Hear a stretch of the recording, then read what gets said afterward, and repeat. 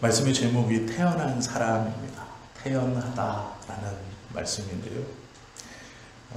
우리가 지난주에 함께 보았던 예수님께서 오병이어를 가지시고 축사하시고 해서의 그 축사가 자연스럽고 태연하게 기도하다라는 의미였습니다. 오늘 시편 27편은 다윗이 하나님 앞에 고백한 그러한 신앙의 고백이고 또 시입니다. 그런데 이 27편에도 태연함이 드러나 있죠. 하나님을 붙들고 있는 사람의 삶의 모습이 이 시편 27편에 있습니다. 우리가 읽었던 1절부터 3절에 나오는 단어들은 두려워하다, 무서워하다 라는 단어가 있습니다. 두려워하는 것, 무서워하는 것은 믿는 자나 믿지 않는 자나 모두 느끼게 되는 것이죠. 이 두려워하다, 무서워하다라는 것은 감정적인 것일 수도 있고 환경적인 것일 수도 있습니다. 어느 날 내 마음속에 두려움이 덜컥 찾아오는 일도 있고 어떤 환경 때문에 무서운 일이 짐작되어서 그것이 두려워질 수도 있습니다. 시편 27편은 그 무서움과 두려움 속에서 다윗이 고백하는 자신의 믿음이며 생활에 이 보여지는 모양, 그것을 기록한 시죠. 다윗은 시작하자마자 이렇게 말하죠. 여호와는 나의 빛이요 나의 구원이시다 라고 말합니다. 이렇게 선언합니다. 어떤 문제가 있습니다. 그 문제를 하나님 앞에 해결받기 위해 간절히 기도했고 응답을 받아 그 문제가 해결되어서 여호와는 나의 빛이요 나의 구원이십니다 라고 하는 고백이 아니고요.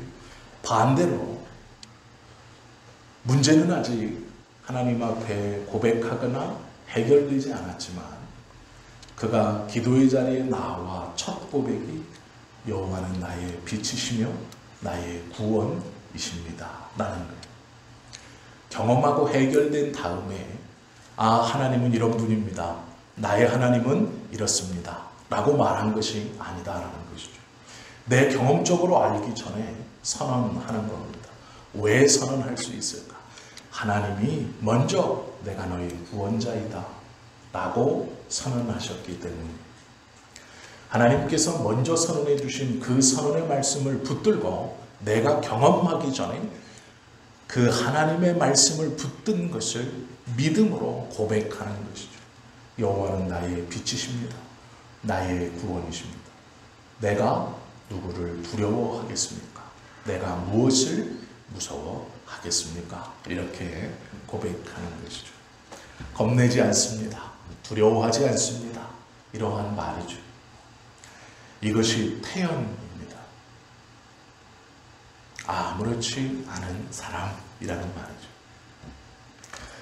우리를 겁나게 하는 것들이 있죠. 2절 말씀에 보면 악인들, 대적들, 원수들 이렇게 우리를 겁나게 하는 것, 그들이 온 이유는 나의 살을 먹기 위해서입니다. 왜 우리가 영화에 보시면 원수들에게 하는 저주의 말이 그거죠. 내가 너를 잘근잘근 씹어먹겠다. 이런 영화 대사들을 들어보셨죠. 유명한 원빈이 주연한 아저씨라는 것을 보면 전화기에다 대고 그럽니다. 나 전당포한다. 금리빨 빼고 다 이렇게 어떻게 하겠다. 뭐 이런 말이죠.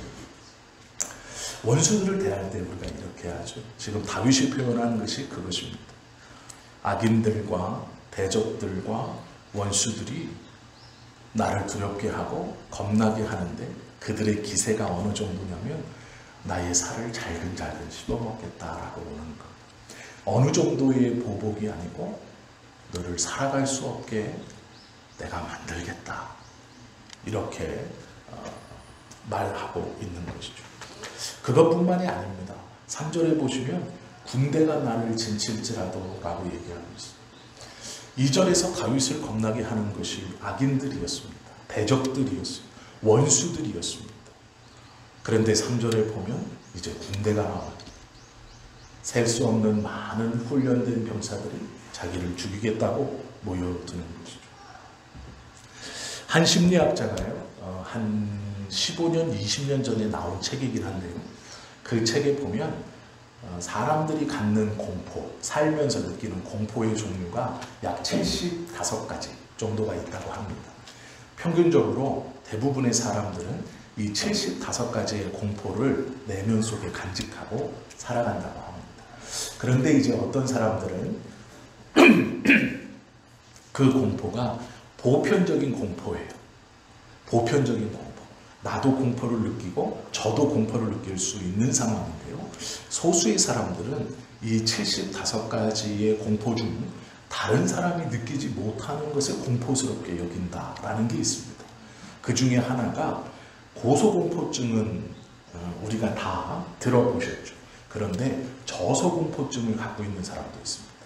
낮은 데로 내려가는 걸 무서워하는 거예요. 즉 지하로 내려가는 것을 무서워하는 공포를 가지고 있는 사람도 있고요. 매일매일 전쟁이 일어날까 이 두려움으로 라면을 사재기하고 이 휴지나 양초, 산소 마스크까지도 사재기하는 미국인들이 굉장히 많다고 합니다. 이들은 언제든지 전쟁이 일어날 수 있다라는 두려움을 가지고 자신의 집에서 웬만하면 밖으로 나가지 않는 것이라고 합니다. 또 새로운 물건들을 두려워하고 싫어하는 신공포증이라는 것도 있답니다. 남들은 갖고 있지 않은 이상한 것을 두려워하는 것이죠. 반짝이고 깨끗하고 새로운 물건들을 보면 그 물건이 자신에게 전혀 해를 끼치는 것도 아니고 너무 좋은 것인데 자신의 몸을 상하게 한다고 느낀대요. 이것을 손대면 내 손이 베일 것이다. 이런 생각을 한다는 거예요. 그래서 새 물건 그것을 싫어하고 싫어하는 것뿐만 아니라 무서워한다. 그런데 이게 물건만이 아니고요. 새로운 사람도 무서워합니다. 저가 나를 해코지 할 것이다. 이것이 신공포증이래요. 새로운 것들을 무서워합니다. 이들은 이사도 가지 못합니다. 새집이 두렵고 아무것도 시작하지 못하죠. 시작하면 망할까 두려워하는 심리 상태가 있다라는 것이죠. 보통 사람들은 없는 것인데 이 조사에 의하면 이러한 75가지의 공포 중 다른 사람이 가지고 있지 않은 공포 속에서 살아가는 사람들이 우리 주변에는 많이 있다. 이렇게 심리학자가 발표했습니다. 이 세상을 살면서 전혀 일어날 것 같지 않은 일들이 일어난다고 믿고 그것 때문에 두려워하고 무서워하고 있다라는 것이죠. 우리의 삶도 마찬가지입니다. 내가 꼴을 보니 이런 일이 벌어지겠어. 내가 지금 내 기분 찝찝함을 느끼니 이런 일이 벌어지겠어. 틀린 예감은 한 번도 잘못된 적이 없다는 노래 가사말처럼 자신이 생각하는 것, 내가 지금 이 상황을 보니까 어떻게 될 것 같다는 것, 이 일이 일어날 것 같다는 것, 그것에 대한 두려움을 느끼는 건 어쩌면 정상일 수도 있습니다. 잘된 사고의 결말일 수도 있습니다. 그것뿐 아니라 미처 생각하지 못했던 어려움과 아픔이 우리에게 다가오기도 하고 우리를 힘들게 하기도 합니다. 그때의 두려움과 공포를 느낄 수 있죠. 다윗도 마찬가지였습니다. 어쩌면 다윗의 어린 시절이 가장 행복했었는지도 모르겠습니다. 물론 다윗의 어린 시절도 그렇게 행복한 어린 시절은 아니었습니다. 성경에 보시면 우리가 능히 짐작하며 알 수 있습니다. 다윗은 부잣집의 막내였습니다. 그런데 문제가 뭐냐면 형들이 워낙 잘났고 아버지들은 그 잘난 형들을 편애했습니다. 그걸 노골적으로 표시나게 했습니다. 다윗이 철이 드는 10대 중반이 돼버리자 이 아버지는 다윗을 목동들과 함께 양을 치는 곳에 내어버립니다. 집에서 바깥으로 내놓은 것이죠. 그것도 광야에서 양들을 키우는 목동들과 함께 살게 합니다. 양치기를 비유하거나 바쁘게 말하는 건 아니지만 그때 당시에 양치기들을 성경에서 어떻게 말하고 있느냐? 예수님께서 이런 비유를 하십니다. 주인이 먼 데 떠나며 양치기에게 좋은 포도밭을, 종들에게 좋은 포도밭을 자신의 재산을 맡깁니다. 그때 당시의 재산은 짐승과 포도밭, 밀밭입니다. 이것을 맡겼다는 것은 내가 먼 나라에 가서 너희들이 이것을 잘 키우고 잘 재배해서 추수한 다음 이윤을 남기면 나에게 그 이윤에 얼마를 주어라. 이건 원래 내 것이니까. 이렇게 하고 떠난 것이죠. 그런데 그 종들에게 주인이 종을 보내자 그 종을 때려 죽이고 아들을 보내자 그들이 생각하기를 이는 후계자가 아니냐. 이 아들을 죽이면 이것이 우리 것이 될 것이다. 이렇게 생각합니다. 그런데 그 종들 속에 이 양치기도 포함되어 있습니다. 양치기는 제가 말씀을 몇 번 드렸지만 집 안에 함께 거주하는 종들이 아니라 집 밖에 나아가서 거주하는 종들입니다. 이 집 밖에 나가서 주인의 양을 키우는 양치기들은 대부분 고용되는 사람입니다. 떠돌다가 재산이 많은 부자에게 와서 저에게 일자리를 주십시오 라고 했을 때 그 주인이 이 사람이 어떤 배경을 가지고 있는지 도망노예인지 어떤 사람인지를 알아낼 길이 없죠. 그때 그에게 먼저 맡기는 것이 양을 치는 겁니다. 집 밖에서. 그리고 이 양치기는 품삯이 따로 없습니다. 주인의 양을 자기가 맡을 때 30마리였다면 그 1년 동안 키우면서 양털을 1년에 2번 깎으며 계수할 때 그 30마리당 얼마, 즉 재산이 늘어났을 경우 얼마를 받는 겁니다. 그리고 줄면 자기가 물어내야 합니다. 그렇기 때문에 집 밖에서 양을 키우는 이 종들은 주인에게 인정받았거나 주인의 신뢰를 받고 있는 종들이 아닙니다. 대부분은 그렇게 떠돌다가 임시직으로 고용돼서 테스트 중이거나 아니면 월급 없이 자기가 한 만큼의 수당을 받는 것이 즉 양치기 중에서도 종들 중에서도 아주 천한 것이 집 밖에서 양을 치는 남의 집 양을 치는 사람입니다. 그 거친 사람들에게 다윗을 10대의 중반에 집어넣어 그들과 함께 생활하라 라는 것은 막내애들에게 할 수 있는 일이 아닐지도 모릅니다. 차라리 좀 힘이 세고 성격도 활발하고 이런 사람들에게 맡겼다면 잘 감독할지 모르지만 다윗은 성경에 기록된 대로 얼굴이 붉었다라고 얘기합니다. 여성스러웠다라는 그 당시의 표현입니다. 선이 부드러웠다라는 뜻입니다. 무락무락하지 않았다라는 뜻이죠. 다윗이 광야에서 하는 짓을 보면 혼자 저녁에 연주를 하고 노래를 부르는 것을 봅니다. 양치기들과도 잘 어울리지 못했습니다. 다윗의 고백은 내 양을 짐승들이 잡으러 올 때 다윗이 친히 막대기와 물매를 가지고 그 짐승들을 쫓았다 이렇게 기록합니다. 그건 주인이 하는 일이 아닙니다. 종들이 해야 되는 일이죠. 그런데 그 고백을 보아도 다윗과 함께 있던 종들이 어떤 사람들이었는가를 우리는 능히 짐작할 수 있죠. 함께 힘을 합쳐서 그 짐승을 막아낸 게 아니라 늑대나 곰이나 이런 것들이 들어왔을 때 그 종들은 숨어있거나 도망쳤고 아버지의 양을 다윗이 물매나 막대기로 지키러 나간 것을 우리가 짐작해 볼 수 있습니다. 그 당시의 시대상을 알면 다윗은 그런 10대를 보냈습니다. 어느 날 선지자가 찾아와 다윗의 머리에 기름을 붓고 하나님이 너를 선택했다 라고 했던 그 날 그 즉시로 다시 그 양 키우는 자리로 돌아갑니다. 어느 누구도 주목하지 않는 상황이었습니다. 그러나 그때가 어쩌면 다윗에게 마음이 더 편한 시간이었을지 모릅니다. 고생하다가 왕이 되었습니다. 이제 모든 고생은 끝났다라고 생각하는 순간 아무런 배경도 없고 집안의 지지도 받지 못했던 자신들의 측근은 대부분 불황자 출신이었던 한미한 가문들을 데리고 왕권을 잡은 다윗은 주변에 사울 가문뿐만 아니라 유력한 가문들에게 언제나 멸시와 조롱의 대상이었고 견제의 대상이었고 심지어는 자식들조차도 암살하려고 하는 상황에 이르렀습니다. 이것이 다윗을 괴롭게 하고 두렵게 하는 것이었죠. 날마다 긴장하며 사는 삶, 왕이 되었지만 언제 독살당할지, 언제 귀족들이 반발을 할지, 불황자 출신이었던 나의 가장 측근이었던 이들이 언제 칼을 거꾸로 들지 모르는 상황에서의 불안함을 가지고 살았던 다윗이 하나님 앞에 나와서 고백하기를 두렵지 않다라고 말합니다.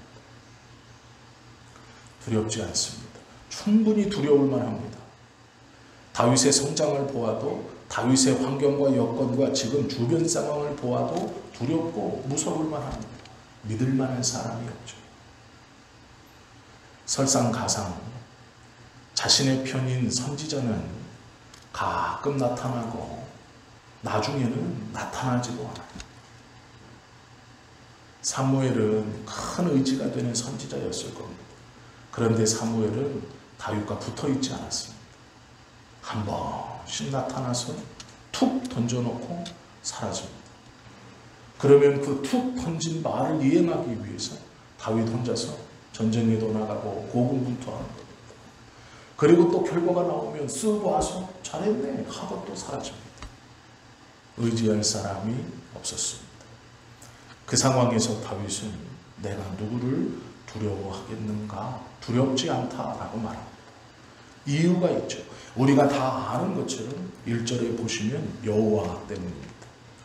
여호와는 나의 빛이요 나의 구원이시니 내가 누구를 두려워하리까. 광야에서 혼자 하프를 켜고 노래를 할 때 함께 있었던 그 여호와, 사울에게 쫓기며 이리저리를 방랑하고 원수의 나라에 가서 망명을 하려고 했지만 잡아 죽인다는 것을 눈치채고 콧물을 흘리고 침을 닦으며 미친 척하며 돌아 나왔을 그 순간 함께 계셨던 여호와, 그 여호와가 나의 빛이다라고 말합니다. 나의 구원이다라고 말하죠. 독일의 유태인 수용소에서 갇혀 있다가 죽지 않고, 그 수용소에서 죽지 않고 나중에 그 수용소에서 나온 코리덴 붐이라는 여성이 있습니다. 이 여성이 쓴 책이 유명한 책인데, 이 여성이 쓴 책 중에 이런 말이 있어요. 기차가 캄캄한 터널 속으로 들어가 어두워졌다고 해서 기차표를 찢어버리거나 기차에서 뛰어내리면 안 된다.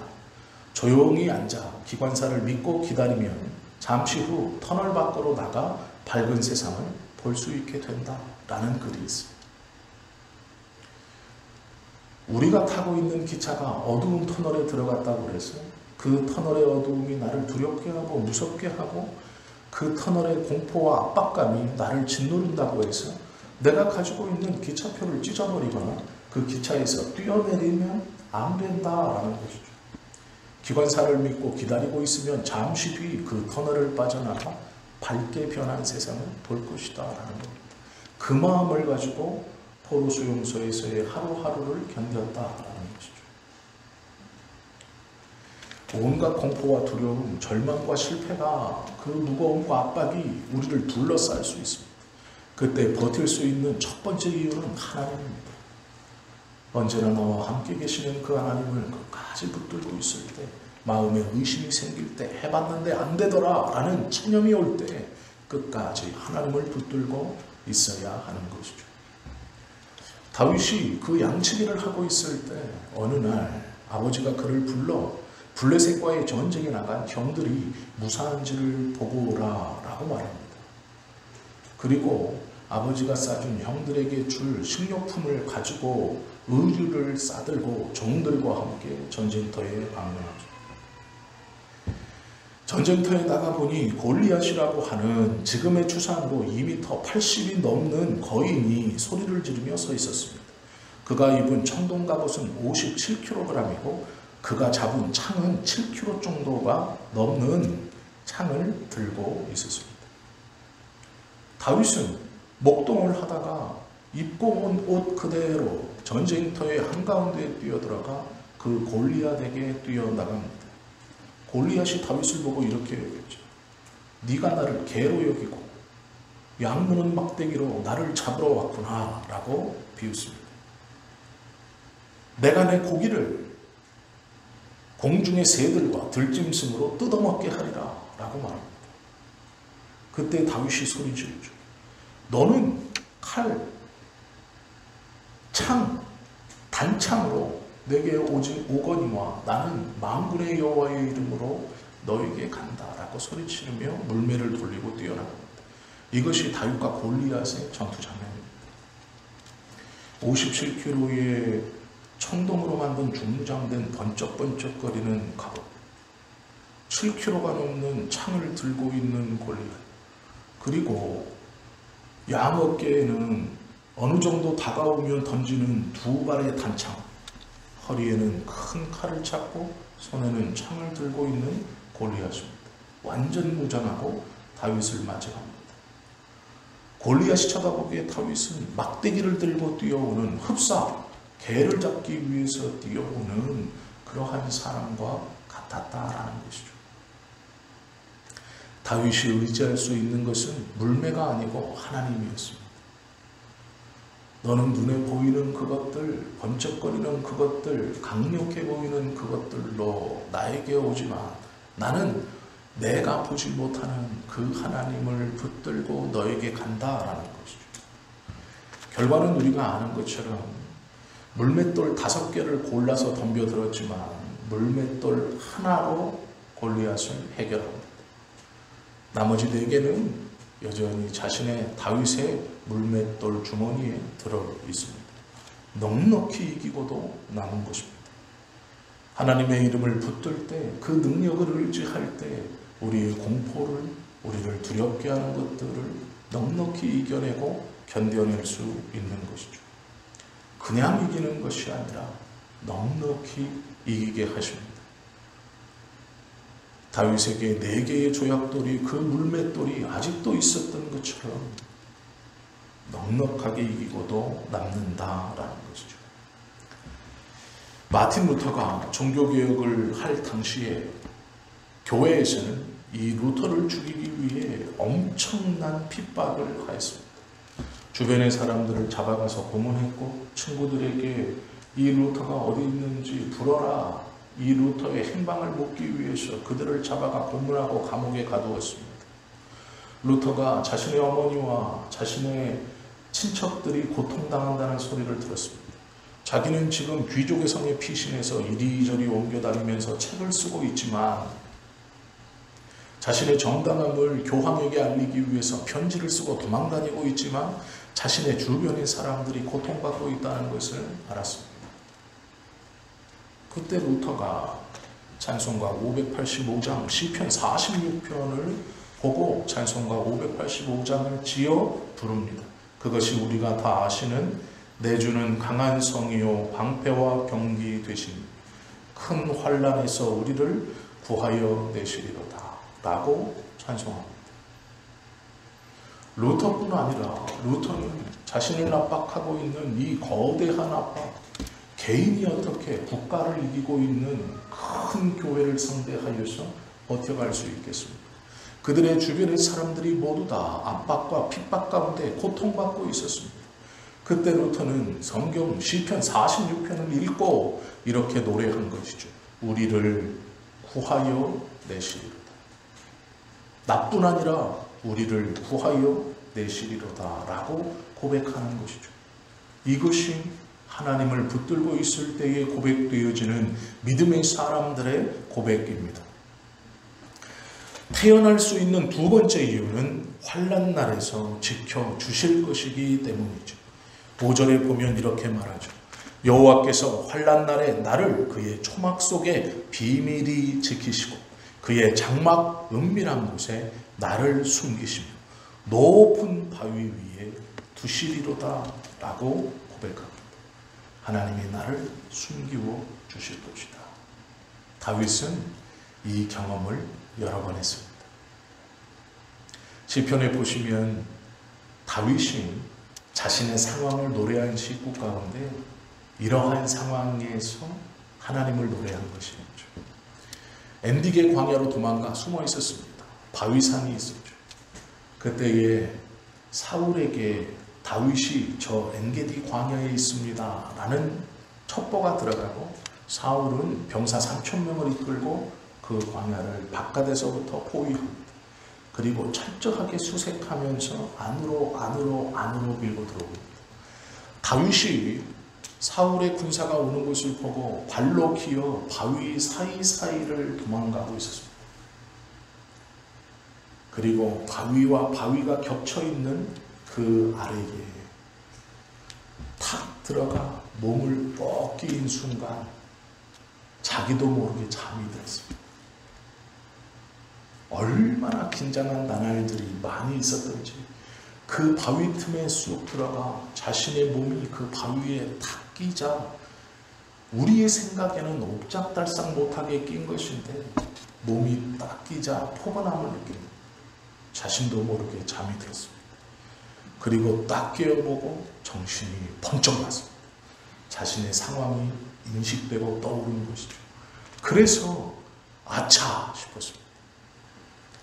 그런데 보니 놀랍게도 자신이 숨어있던 바위 틈 그 속에 자기가 무릎을 꿇고 다 꼬꾸라져 있고 병사들은 온데간데 없습니다. 그리고 눈을 들어 보니 눈앞에 거미줄이 쳐져 있습니다. 다윗이 그 경험을 하고 여호와는 나의 피난처시고 나를 숨겨주시는 하나님이시다 라고 고백하는 것이죠. 마태복음 11장 28절에 보면 무고하고 수고하고 무거운 짐진 자들아 다 내게로 오라 내가 너희를 쉬게 하리라 라고 말씀합니다. 예수님께서 그의 제자들과 그의 말을 듣고 있는 하나님의 자녀들에게 수고하고 무거운 짐을 진 자들아 내게로 오라 말씀합니다. 어디로 가라가 누구에게 숨어라가 무엇을 행하라가 내게로 오라. 내가 쉼이 되겠다 말씀하시는 것이죠. 내가 너희를 쉬게 하겠다 말씀합니다. 예수님께 나아가는 것, 하나님께 나아가는 것, 그 하나님이 나의 피난처이시고 나를 피난하게 해 주신다는 것, 그것이 태어남의 두 번째이죠. 세 번째는 10절의 고백이죠. 27편 10절에 보시면 이렇게 고백합니다. 내 부모는 나를 버렸으나 여호와는 나를 영접하시리로다 라고 말합니다. 태어날 수 있는 세 번째 이유는 하나님은 나를 절대로 외면치 않으신다 라는 믿음입니다. 부모는 나를 버렸지만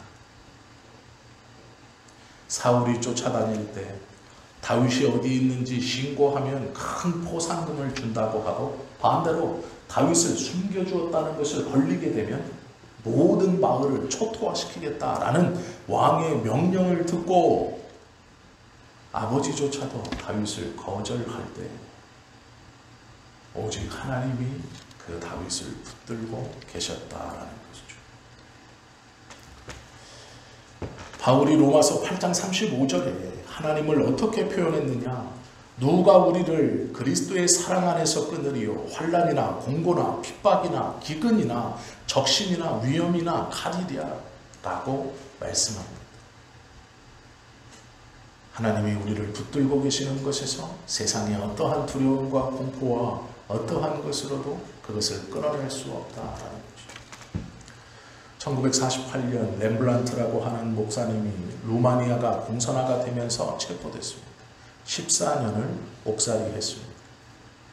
11년 동안은 그래도 다른 죄수들과 함께 갇혀 있었습니다. 10년이라는 시간은 엄청나게 긴 시간일 겁니다. 저는 군대를 경비교도대를 다녀왔습니다. 수원구치소에서 그 수감자들 이렇게 관리하는 문도 열어드리고, 재판 갈 때 포승줄로 묶어서 법원 가서 법원 지하로 그분들 끌고 다니고, 재판 다 끝나면 다시 그대로 지하를 통해서 차에 싣고 수원구치소에 다시 이렇게 한 그 일을 했습니다. 그런데 똑같아요. 가만히 보면 저분들은 조금 좁은 방에 갇혀 있는 거고 저희는 조금 더 넓은 방에 갇혀 있는 것뿐이에요. 묶여지만 않았지 거기에서 벗어나지 못합니다. 그분들이 사는 생활 환경이나 우리들이 사는 생활 환경이나 똑같아요. 그런데 그곳에서 10년?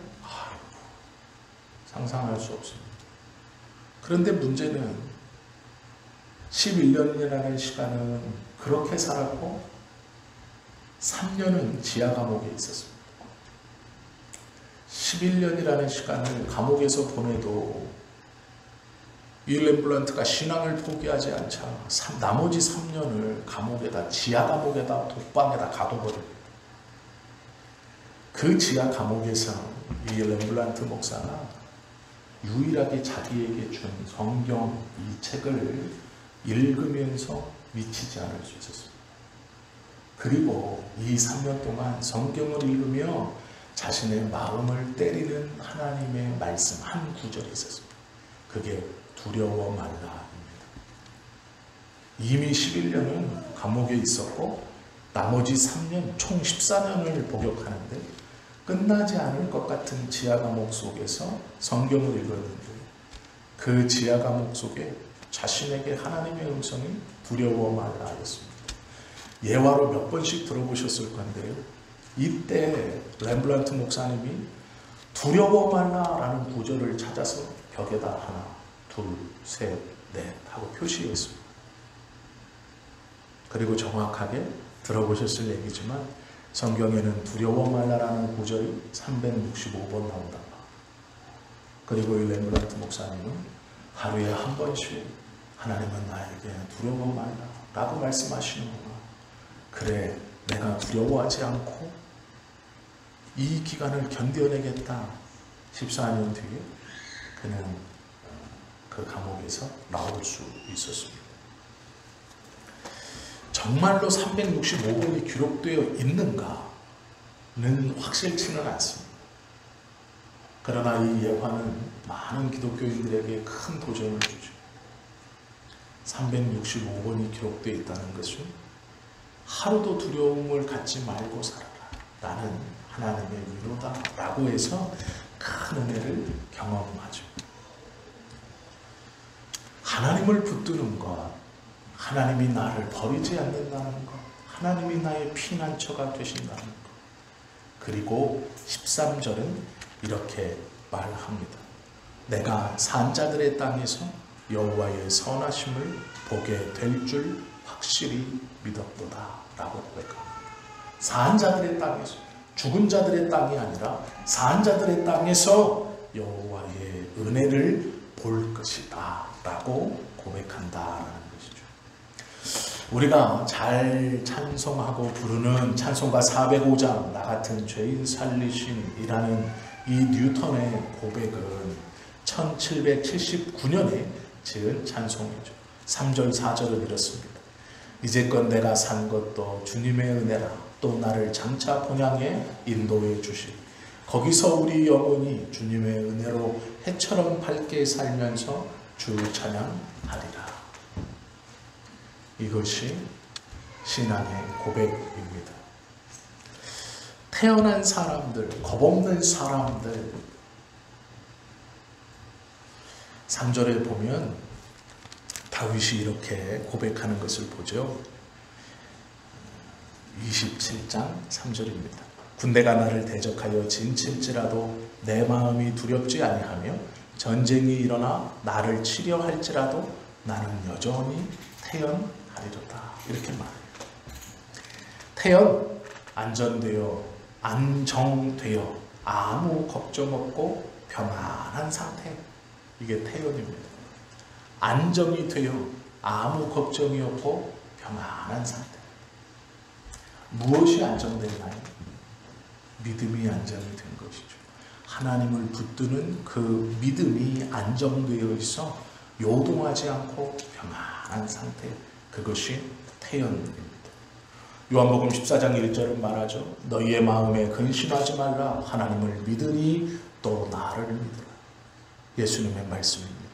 근심하지 말라. 태연해라.